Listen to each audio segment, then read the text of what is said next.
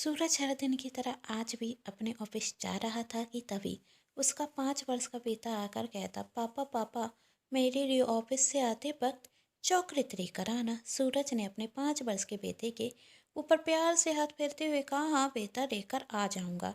तभी वहाँ सूरज के बड़े बेटे का बेटा नीरज भी आता और कहता, चाचा, मुझे भी चॉकलेट खानी है, आप मेरे लिए लाएंगे। सूरज ने उसके ऊपर भी प्यार से हाथ फेरते हुए कहा, हाँ बेटा, जरूर लेकर आऊंगा। तभी वहां सूरज की पत्नी सरोजना आकर कहती, कोई जरूरत नहीं है चॉकलेट लाने की, पहले घर के खर्च कम है कि आप इनके लिए चॉकलेट लेकर आए, फालतू में पैसे बर्बाद करोगे।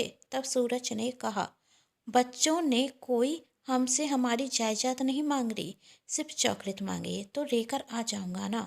तब सरोजना ने कहा, लेकर आनी है तो एक ही लेकर आना, सिर्फ मेरे बेटे बंटी के लिए, और किसी के लिए लाने की जरूरत नहीं। तब सूरज कहता, तुम 10 रुपए की चॉकलेट के लिए इतना नाटक कैसे कर सकती हो?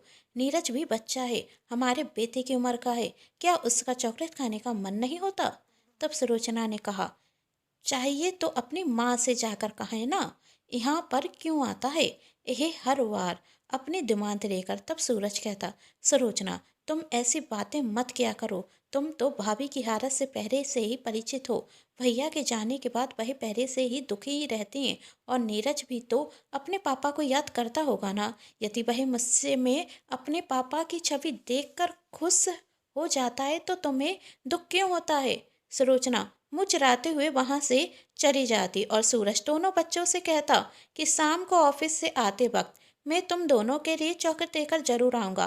कहते हुए सूरज ऑफिस चला जाता और शाम को जब लौट कर आता तो अपने बेटे बंटी और नीरज दोनों के लिए चॉकलेट लेकर आता, जिसे देख दोनों बहुत खुश होते और सरोजना मुचराते हुए कहती, रुता तो सारे पैसे दूसरों पर, आखिरकार मेरी इस घर में सुनता कौन है? सूरज सरोजना की बात पर ध्यान नहीं देता और अपने कमरे में चला जाता। इसी तरह दिन निकलते गए। एक दिन सावित्री जी, जो रिश्ते में सरोजना की जेठानी थी, सरोजना से कहती, सरोजना, तुम ऐसा मत करो, मेरे बेटे को स्कूल से नाम मत कटवाओ, उसे पढ़ने दो, पढ़ेगा तो आगे जाकर कुछ बन जाएगा। तब सरोजना ने कहा, मैंने कौन सा रोका है, आप जाकर उसकी फीस जमा कर दीजिए, स्कूल में नाम लिखा जाएगा। मेरे पास कोई कुबेर का खजाना नहीं है कि मैं फालतू में पैसे लुटाती फिरूं। सूरज की 1 महीने की पगार आती है, उससे मैं अपने बेटे को तो मुश्किल से पढ़ा पा रही हूँ। आप चाहती हैं कि आपके बेटे को भी पढ़ाऊँ, तो जाइए आप जाकर स्कूल की फीस जमा कर दीजिए। तब सावित्री जी कहती, तुम तो मेरी हालत से परिचित हो, मेरे पास इतने पैसे कहाँ से आएंगे कि मैं नीरज की फीस जमा कर सकूं?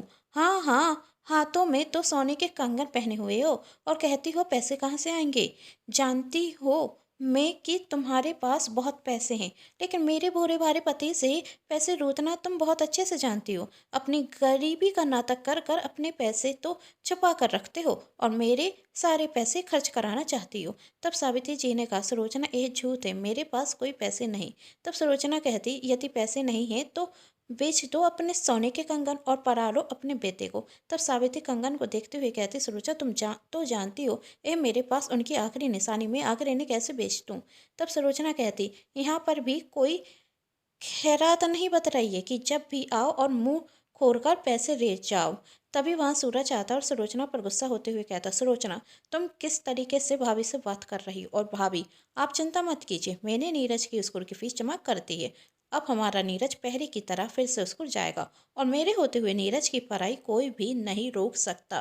तब सरोजना कहती, इसकी क्या जरूरत थी? पढ़ाना है तो सरकारी स्कूल में एडमिशन करा दो ना। तब उसको सूरज कहता, नीरज उस स्कूल में पढ़ेगा जिस स्कूल में मैं बंटी को पढ़ाता हूँ। सूरज गुस्से में वहां से चली जाती और सावित्री हाथ जोड़ते हुए सूरज से कहती, आपका बहुत बहुत शुक्रिया भैया, और कहते हुए वहां से चली जाती। सूरज कमरे में जाता तो सुलोचना गुस्से में बेड पर बैठी हुई थी। सूरज सुलोचना से कहता, यदि हमारे 2 बच्चे होते तो क्या हम उनमें भेदभाव करते? बंटी और नीरज दोनों ही तो हमारे बच्चे हैं। तब सुलोचना ने कहा, मेरा सिर्फ एक ही बेटा है, वही भी सिर्फ बंटी, नीरज मेरा बेटा नहीं। तब सुलोचना सूरज ने कहा, लेकिन नीरज है तो इसी घर का बेटा ना, और तुम तो जानती हो कि भाभी उसकी फीस नहीं भर सकती, तो उसकी फीस भरना हमारी जिम्मेदारी हुई ना। तब सुलोचना कहती, भाभी उसकी फीस क्यों नहीं भर सकती? हाथ में तो सोने के कंगन पहने हुए हैं और बातें ऐसे करती हैं जैसे 1 रुपए भी नहीं उनके पास। मैं कहती हूँ वह तुम्हें मूर्ख बना रही हैं। तब सूरज कहता, भाभी झूठ नहीं बोलती। तब सुलोचना कहती, मुझे भी सोने के कंगन चाहिए, जाकर लेकर आओ। तब सूरज ने कहा, मेरे पास अभी इतने पैसे नहीं कि मैं तुम्हें सोने के कंगन दिला सकूं। तब सुलोचना कहती, दूसरों पर उतारने के लिए तो बहुत पैसे हैं, लेकिन जब मेरी बारी आती है तो पीछे हट जाते हो। तब सूरज कहता, तुमसे तो बात ही करना बेकार है। तुम किसी भी बात को समझना ही नहीं चाहती। देखना एक दिन तुम्हारा ये व्यवहार तुम्हें पछताने पर मजबूर कर देगा। कहते हुए सूरज वहां से चला जाता। सुलोचना मन में सोचती है, मुझे अपनी जेठानी का कुछ तो करना ही होगा, वरना ये तो सारे पैसे उन पर ही लुटा देंगे। और वहाँ सावित्री जी अपने पति की फोटो देखते हुए कहती, मैं कंगन कैसे बेच दूँ? यही तो आपकी आखिरी निशानी है मेरे पास। जब इन्हें देखती हूँ तो यही सोचती हूँ कि आप मेरे पास हैं और मुझ में हिम्मत दे रहे हैं कि सावित्री तुम दुखी मत हो। मुझे बुरे दिन भी निकल जाएंगे। आप हमेशा यही कहते थे ना। मैं जानती हूँ कि कितने मेहनत से आपने पैसे जोड़कर मेरे लिए कंगन लिए थे और कहा था इन कंगनों को हमेशा संवार कर अपने पास रखना। तो आप ही बताइए अब मैं इन्हें कैसे बेच सकती हूँ? लेकिन सुलोचना भी सच ही तो कहती है, नीरज मेरा बेटा है तो उसकी पढ़ाई की और उसकी सारी जिम्मेदारी मेरी है। तो मैं सोच रही हूँ कि अब मैं कोई काम ढूंढ लूँ जिससे कुछ पैसे कमा सकूँ और अपना और नीरज का खर्च चला सकूँ। आंसू पोंछते हुए सावित्री कहती है। दूसरे दिन सावित्री काम की तलाश में यहाँ वहाँ भटकने लगती कि तभी उसकी संजना और नंदिनी सोते ही नंदिनी उसे बताती कि वह एक फैक्ट्री में काम करती है, यदि तू भी चाहे तो चल सकती है मेरे साथ। सावित्री को तो काम चाहिए था और वह संजना और नंदिनी के साथ जाने के लिए तैयार हो जाती। जब यह बात सूरज को पता चलती तो वह अपनी भाभी से कहता, भाभी आपको कोई भी काम करने की जरूरत नहीं है, मैं हूँ ना, मैं सब देख लूंगा। तब सावित्री ने कहा, देवर जी आप पहले ही मेरे लिए बहुत कुछ कर चुके हैं और मेरे बेटे नीरज के लिए भी आपने बहुत कुछ किया है, लेकिन अब पारी मेरी है। आखिरकार मैं नीरज की माँ हूँ, तो एक माँ होने का फर्ज निभाने से मुझे मत रोकिए। सूरज अपनी भाभी से कुछ नहीं कहता, लेकिन सुलोचना को इसमें भी परेशानी होने लगी और वह सावित्री से कहती है, देखिए भाभी आपको जहाँ जाना है तो जाइए, लेकिन घर के सारे काम मैं अकेली नहीं करूँगी। पहले अपने हिस्से के काम कीजिए और फिर जहाँ जाना है वहाँ जाया कीजिए। अब सावित्री सुबह जल्दी उठकर घर के सारे काम करती और फिर अपनी फैक्ट्री के लिए निकल जाती। और फिर 15 दिन बाद सूरज सुलोचना से कहता है कि उसे जरूरी काम से शहर से बाहर जाना, इसलिए वह कल सुबह ही घर पर आ पाएगा। कहते हुए सूरज चला जाता और उसी रात नीरज की तबीयत अचानक से बहुत ज़्यादा खराब हो जाती। उसे बहुत तेज बुखार था, वह बुखार से तप रहा था। सावित्री मन में सोचती, अब मैं क्या करूं? इसे तो डॉक्टर को दिखाना होगा, पर मेरे पास तो पैसे नहीं। मैं जाकर सुलोचना से पैसे मांगती हूँ, फिर बाद में दे दूंगी। सावित्री सुलोचना के कमरे में जाते हुए कहती, सुलोचना नीरज की तबीयत अचानक से बहुत खराब हो गई है, मुझे डॉक्टर को दिखाना होगा, तुम कुछ पैसे दे दो। तब सुलोचना ने कहा, आज भी पैसे मांगेंगी?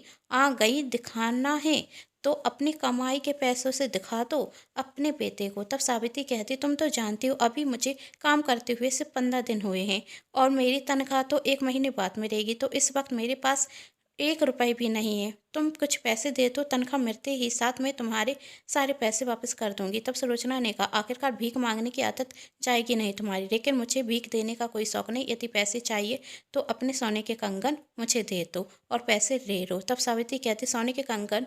तब सुलोचना ने कहा, क्यों, बेटे से भी ज़्यादा प्यारे हैं यह सोने के कंगन? तब सावित्री बिना कुछ बोले वह कंगन उतार कर सुलोचना को देने रखती।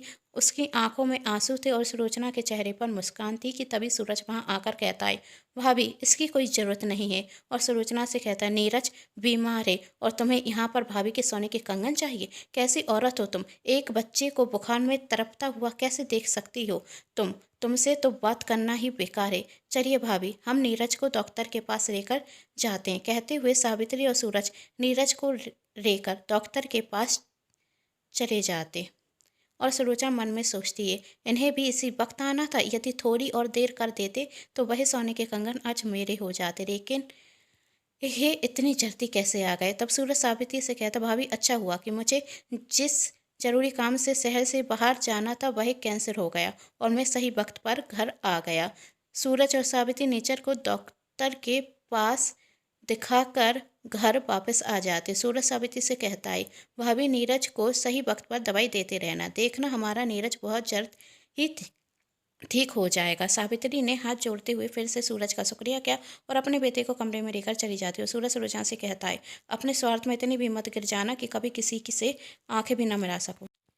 इसी तरह दिन निकलते जा रहे थे और एक दिन सुलोचना अपने बेटे बंटी को लेकर, जहां सुलोचना अपने लिए साड़ी देख रही थी और बंटी अपनी गोद गेंद के साथ खेलते खेलते रोड पर पहुंच जाता कि तभी एक गाड़ी सामने से आती और बंटी का एक्सीडेंट हो जाता, जिसमें उसके सिर से बहुत खून निकलता।